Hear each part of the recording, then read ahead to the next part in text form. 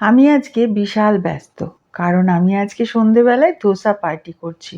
কারণ তো একটা অবশ্যই আছে। ছেলেমেয়েরা যখন সন্তানরা কোনো কিছু ভালো করে, তখন মায়ের মনের মধ্যে একটা আলাদা অনুভূতি হয়। কোথা থেকে যে শরীরে এত এনার্জি এসে যায় সব কিছু করার। আসলে আমার মেয়ে কলেজের মধ্যে হাইয়েস্ট হয়েছে ইংলিশে অনার্সের জন্য। যার জন্য খুব ভালো লেগেছে রেজাল্টটা। ফার্স্ট সেমেস্টারেরই রেজাল্ট বেরোলো। এখনও অনেকটা পথ যেতে হবে ওকে। তবে ওর লড়াইটা অনেকটাই অন্যরকম।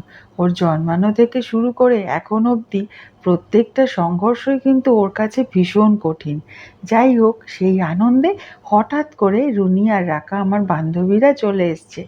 একজন ওর জন্য বড় করে নিজে হাতে একটা পিৎজা বানিয়ে এনেছে, আর একজন ব্রাউনি। দুজনে মিলে সন্ধেবেলায় হঠাৎ করে এসে হাজির। আর আমিও আজকে ধোসার ব্যাটার করে রেখেছিলাম। ২ কাপ চাল, আতপ চাল আর ১ কাপ বিউলির ডাল দিয়ে ভিজিয়ে রেখেছিলাম আগের দিন রাত্রে।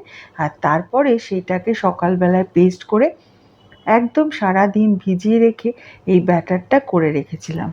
তারপর সেই ব্যাটার থেকে একটু একটু করে নিয়ে ধোসা বানিয়ে পেটের ভেতরে আলুর পুর ভরে তৈরি করে নিলাম এই রকম মাসালা ধোসা।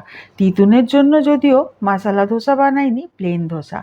আর আজকে আমি বন্ধুদেরকে নিজের হাতে খাইয়ে দিলাম। এত খুশি হয়েছি মা হয়ে। যাই হোক, আজকের ধোসা পার্টিটা তো দারুণ মজায় কাটলো।